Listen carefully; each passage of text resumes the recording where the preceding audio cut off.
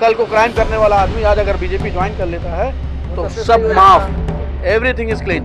देखिए, हिजाब का मसला तो हमने पहले ही बताया, हिजाब कोई मसला नहीं है। ये तो एक चुनावी एजेंडा लगाया गया है कि दो ग्रुप में बांट दिया जाए और लोग आपस में गैस बता रहे हैं कि 50 रुपये की गैस 1 में बेचा, तो किस क्या कैलकुलेशन सरकार का, क्या कैलकुलेशन जनता का है? ना पढ़ाई है, ना बिल्डिंग है, ना फर्नीचर है, और ना टीचर है, ना स्टूडेंट है। शिक्षकों को नहीं, शिक्षकों को रोजगार देना तो छोड़ दीजिए, स्कूलें बंद है, बेरोजगार हो गए, वो रिक्शा चला रहे हैं, वो कहाँ जा रहे हैं? उनकी तो जो बेरोजगारी है ये, जहाँ शिक्षक हैं वहाँ पे जहाँ काम चल भी रहा, जो बच्चों को पढ़ाने का काम करते हैं उनको लगा दिया गया शराबियों को ढूंढने के लिए। भाजपा के लिए बिल्कुल मुश्किल होने वाला है, क्योंकि उन्होंने कुछ किया ही नहीं। ये जो आदमी को 5 किलो चावल दे के भिखमंगा बना रहे हैं, वो चावल ना दे के वो रोजगार दे, वो काम दे। इंसान को काम की जरूरत है। इस वक्त वही पॉलिसी चल रही है एडॉल्फ हिटलर की। जनता को इतना निचोड़ दो कि वो जीने को ही अपनी आजादी समझे। छात्रों पर इस तरीके से लाठीचार्ज कराना सही जुल्म है, जुल्म है। ये गवर्नमेंट ने किया है, जुल्म किया, ऐसा नहीं करना चाहिए। पुराने लोग कहते थे ना, जिसकी लाठी उसकी भैंस, ये वही सरकार है। अगर क्या होंगे आप लोग? देखिए, मुद्दे हमारे सबसे पहले बेरोजगारी, सबसे पहली बेरोजगारी, दूसरा महंगाई। ताकि लिबास बदल के उतार दो, बादल बरस पड़े तो किसी को दिखाओगे। द लाइव टीवी, सच सबसे आगे। सेकेंड चरण की जो वोटिंग होने वाली है वो भाजपा के लिए कितनी मुश्किल हो? देखिए, सबसे पहले तो ये कि भाजपा को अगर 5 मुद्दे अगर हटा के अगर उनको कोई भाषण देने के लिए कहा जाए तो मैं चैलेंज करता हूँ कि हिंदुस्तान में उनका कोई ऐसा विधायक या सभासद नहीं है जो भाषण दे सके। मुद्दे कौन से हैं? पहला मुद्दा मुस्लिम, हिंदू, दूसरा मुद्दा पाकिस्तान, तीसरा मुद्दा उनका ये है हिजाब, गाय, ठीक है। ये सब मुद्दे अगर उनके लिस्ट से हटा दिया जाए तो मैं चैलेंज करता हूं कि उनका एक सभासद किसी डिबेट में बैठ नहीं पाएगा। अच्छा, बार बार जो है वो इस तरह से भाजपा जो है, जैसा आपका कहना है कि भाजपा जो है वो इन मुद्दों का इस्तेमाल करके वोटों का 5 टॉपिक अगर भाजपा के लिस्ट से हटा दिया जाए तो मैं समझता हूं कि उनका कोई सभासद इस लायक है नहीं कि वो स्पीच दे। तो फिर तो सीधे सीधे आप ये कह सकते हैं कि आने वाले जो सेकंड चरण के चुनाव हैं वो बहुत मुश्किल होने वाले हैं। बहुत टफ है उनके लिए। आखिरी में यही होगा कि ईवीएम खराब हो गया, ठीक है मैडम, ईवीएम खराब होगा। जिस कंपनी ने, जापानीज कंपनी ने ईवीएम बनाया, उसने अपने वहाँ बैलेट पेपर से वोटिंग कराई। क्यों? इसका मतलब उसमें डिफॉल्ट है। तो फिर आप क्यों करा रहे हैं? आपको तो मालूम है ना, ठीक है। आधार कार्ड का विरोध भाजपा सरकार आने से पहले खुद मोदी जी क्या करते थे? क्यों किया? अभी समर्थन क्यों किया? क्यों बनवाया? तो ऐसे कुछ मुद्दे हैं जिनको अगर हटा दिया जाए तो बीजेपी सरकार स्पीच नहीं दे पाएगा उनका एक सभासद भी। ये मेरा चैलेंज है। ठीक है। पहले चरण की वोटिंग में हमने देखा कि अलग अलग जिलों से ये खबरें आ रही थी कि कहीं पर पर्चे नहीं दिए जा रहे हैं, कहीं पर वोटिंग नहीं करने दी जा रही है। एक व्यक्ति जाता है अपनी वोट करने के लिए तो उनसे कहा जाता है कि आपकी वोटिंग हो चुकी है, आप जाइए। तो क्या लगता है आपको कि क्या इस तरीके से निष्पक्ष चुनाव हो पा रहे हैं? पुराने लोग कहते थे ना, जिसकी लाठी उसकी भैंस, ये वही सरकार है। अच्छा जी, अगर हम चाहेंगे तो आप वोट डालेंगे, हम नहीं चाहेंगे तो आप वोट नहीं देंगे। लेकिन ये लोकतंत्र की हत्या नहीं लग रही है आपको? तो ये तो खुला हनन है, ये तो संविधान का हनन करते हैं। ये हत्या कह रही है, ये निष्पक्ष हत्या है। ये आपका हक छीनना, ये एक हत्या है। किन मुद्दों पर इस बार मुसलमान वोट करने वाले हैं? क्या मुद्दे होंगे? मुसलमान नहीं, आप ये समझ लीजिए कि भारतीय मुसलमान कभी किसी गलत काम के लिए प्रेरित नहीं करता, कभी नहीं। ना उसका कुरान कहता है, ना किसी हिंदू का रामायण या महाभारत या जो भी है उसमें कहीं नहीं लिखा है। ये सिर्फ एक समझ लीजिए कि ये बने बनाई साजिश होती है। जी, अगर क्या होंगे आप लोगों के? देखिए, मुद्दे हमारे सबसे पहले बेरोजगारी, सबसे पहली बेरोजगारी, दूसरा महंगाई। जी, इन दो चीज़ों पे अगर कोई भी सरकार आती है तो वादे तो उनके झूठे ही होते हैं। सरकारों के वादे भी तो आपको याद ही होंगे। 5 लाख 2 करोड़ की बातें भी कही गई थी। सबसे पहली बीजेपी की सरकार बनी 15 लाख का वादा करके। जी, और आपकी उसमें जी, वही तो मैं पूछना चाह रहा हूँ। आपने इतना डिबेट किया होगा, इतना आपने किया होगा सवाल, कहीं आया किसी के अकाउंट में 15 लाख आया? नहीं। झोला थमा दिया, राशन की दुकान पे जाओ, भीख मांगो, 3 किलो चावल मिलेगा, 5 किलो चावल मिलेगा। तो 15 लाख से सीधे 5 किलो चावल पे ला दिया। अगली सरकार क्या करेगी मालूम नहीं। IIT के लड़के पटना में ठेला लगा के पकौड़ी तल रहे हैं, मोदी जी की बात मान गए। हम तो वो भी नहीं कर सकते क्योंकि तेल 200 रुपये किलो है। अच्छा। अब बताइए, इतनी महंगाई में हम खाना बनाए या पकौड़ी तले? बाकी बातें तो यही लोग बताएंगे कि इनको महंगाई का असर है कि नहीं। ठीक है, आम जनता भी हमारे साथ, जनता के साथ आगे महिलाएं भी हैं, वो भी महंगाई पे बात करेंगी। लेकिन पहला सवाल आपसे, सर क्या नाम है? पहले आप ये बताइए। मेरा नाम अहमद जमील है। मैं अमर जी, आपका शुक्रगुजार हूँ कि आप यहाँ इस गली में आए लोगों का व्यू जानने ये के लिए। हमारा काम है सर, चैनल का ग्राउंड रिपोर्ट्स दिखाना हमारा कर्तव्य है। कारण ये है कि ग्राउंड पे जाके हमें समझ में आता है कि लोगों की जन समस्याएं क्या हैं। तो जन समस्याओं पर आते हैं सीधा कि इस बार किन मुद्दों को आप लोग देख रहे हैं, क्योंकि मुद्दे तो बहुत सारे उछाले जा रहे हैं। हिजाब का मुद्दा अभी उछल गया, तो असल मुद्दे क्या हैं उन पर चर्चा करनी चाहिए। देखिए, हिजाब का मसला तो हमने पहले ही बताया, हिजाब कोई मसला नहीं है। ये तो एक चुनावी एजेंडा लगाया गया है कि 2 ग्रुप में बांट दिया जाए और लोग आपस में डिवाइड हो जाए। और हिजाब सब जगह है और कहीं किसी के ऊपर नहीं है। हर धर्म और मजहब में है कि सतर ढका होना चाहिए, शरीर ढकी होनी चाहिए, जिसकी गुनमाइश नहीं होनी चाहिए। तो उसी पे हमने एक शेर भी आपको बताया है कि कागजी लिबास बदन से उतार दो, बादल बरस पड़े तो किसे मुंह दिखाओगे। तो ये सटीक पड़ रहा है इस पर, और हम लोगों को ये इस मंच के माध्यम से बताना चाहेंगे कि इस मुद्दे पर लोग विवाद करें ही ना, टॉपिक पे बात ही ना करें, क्योंकि हिजाब कुछ मसला ही नहीं है। ये क्या चुनावी स्टंट के रूप में देख रहे हैं आप? हाँ, ये चुनावी स्टैंड है। अब पूरे भारत में हिजाब क्या है? हर लड़की का धर्म है कि वो अपने घूंघट में रहे। पहली दुल्हन आती घूंघट में रहती है, नई दुल्हन की घूंघट ही तो पहचान होती है, वरना कौन जानेगा कौन दुल्हन है और कौन आम आदमी है।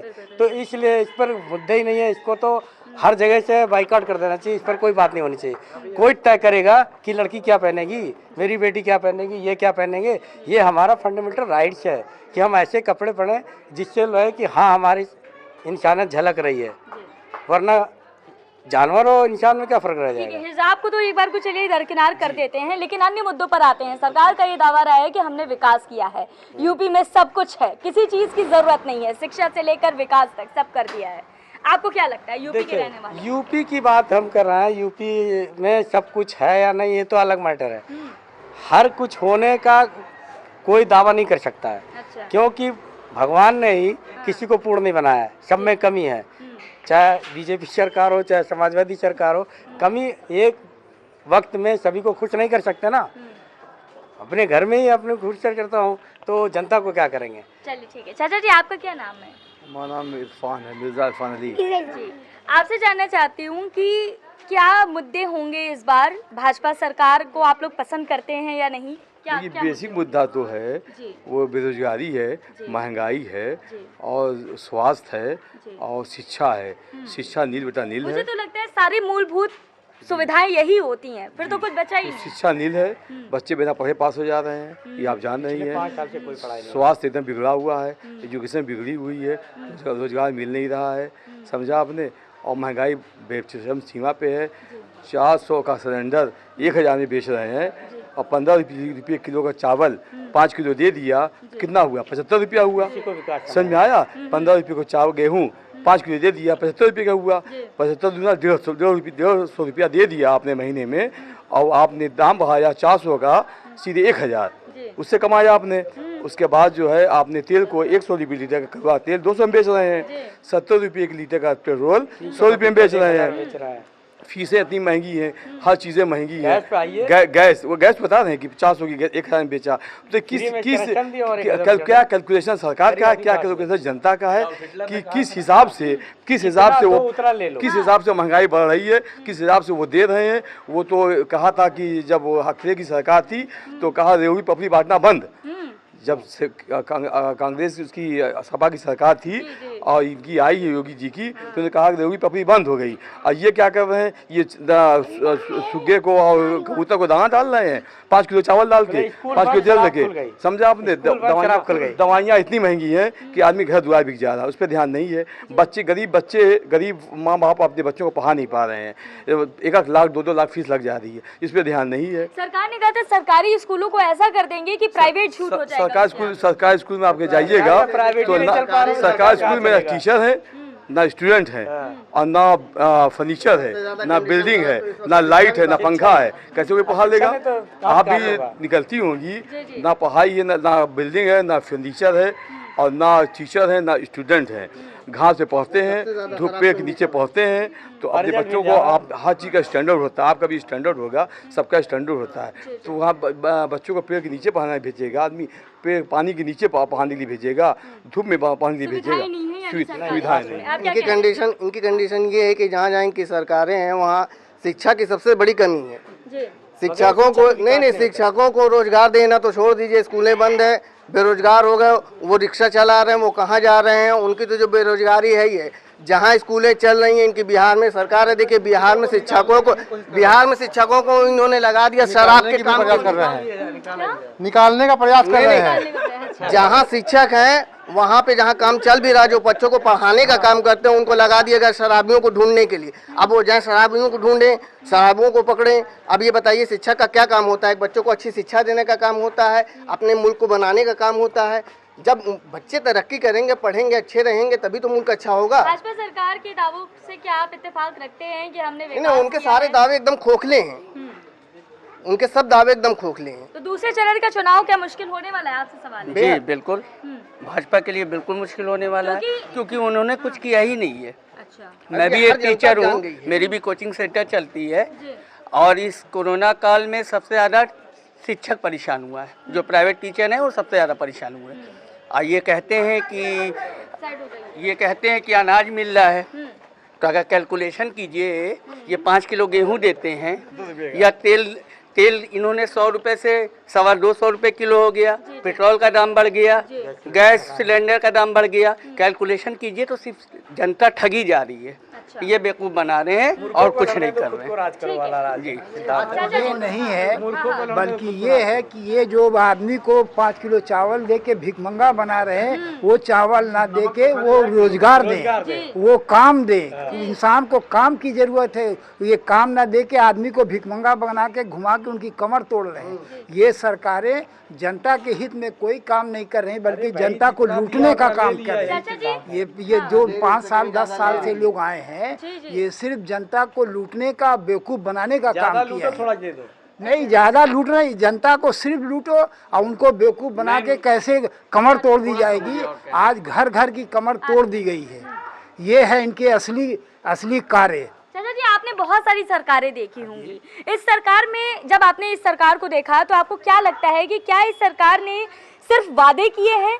जब कोई भी सरकारें आती हैं तो जनता को बहुत उन सरकारों से उम्मीद रहती है, लेकिन ये उम्मीद बजाय उनसे अच्छी उम्मीद पाने के लिए सारे लोग तबाह हो गए, और ये देश को बचा नहीं रहे बल्कि ये देश को एकदम तहस नहस कर दिया।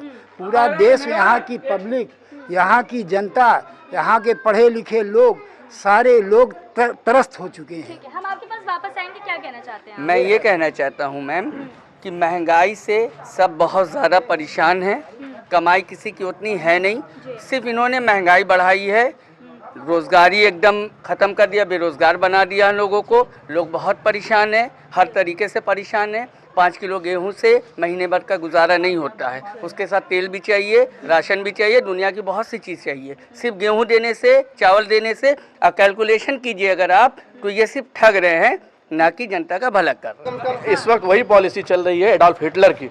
जनता को इतना निचोड़ दो कि वो जीने को ही अपनी आज़ादी समझे, ये वही चीज़ है और कुछ नहीं। मैं 2 ही बातों में अपनी बात खत्म करूंगा। एडोल्फ हिटलर ने जो बात कही थी वो बात आज मौजूदा सरकार में चल रही है कि जनता को इतना निचोड़ दो कि वो जीने को आज़ादी समझे, इसके अलावा कोई सवाल न पूछे हमसे। यही बात ही ना रहे कि उनको सरकार से सवाल कर सके, उनको इतना गिरा दो, उनको इतना परेशान कर दो, उनको हर चीजों में इतना उलझा दो। हर पार्टी का ये मुद्दा है कि मूर्खों को लड़ने दो, खुद को राज। छात्रों पर इस तरीके से लाठीचार्ज कराना सही है?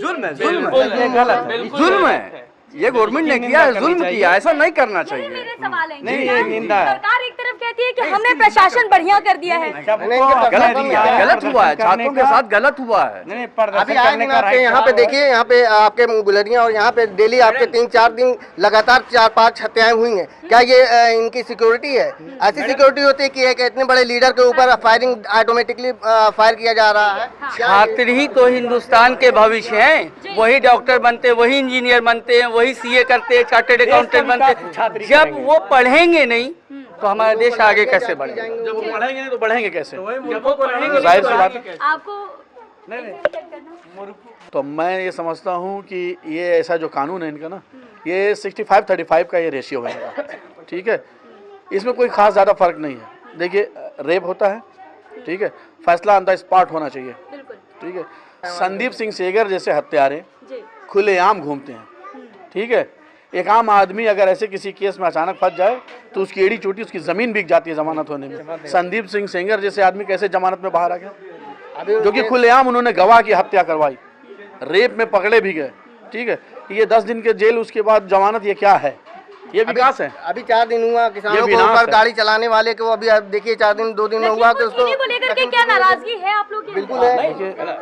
इतना बड़ा काम खीरी में इतना बड़ा केस हुआ, इतने किसान मारे गए, लेकिन अभी तक उन्हें बर्खास्त नहीं किया गया बीजेपी से। बिल्कुल नहीं किया गया। गलत कर रही है, गलत कर रही है सरकार, गलत तो यही है। ये इसीलिए हम लोग कह रहे हैं ना कि फर्क इसी कोई बात का विकास नहीं है। हुआ है। देखिए ये बात है कि लाठी और भैंस, अभी मैंने आपसे पहले भी बोला था, जिसकी लाठी उसकी भैंस, ऐसी सरकार चला रहे हैं कि जिसकी लाठी उसकी भैंस है। आपके पास पावर है, आज हम क्राइम कर लें, सपा में है, बहुत अच्छे हैं, कल बीजेपी है, वॉशिंग मशीन में धुल के आगे हम फ्रेश हैं।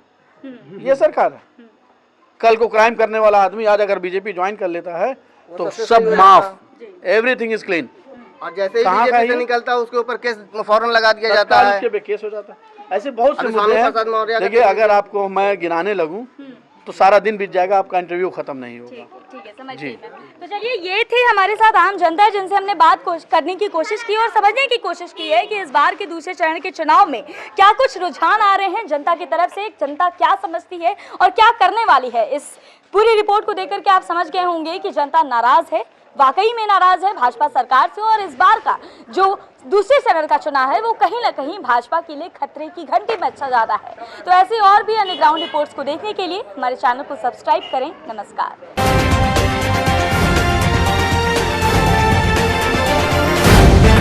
द लाइव टीवी, सच सबसे आगे।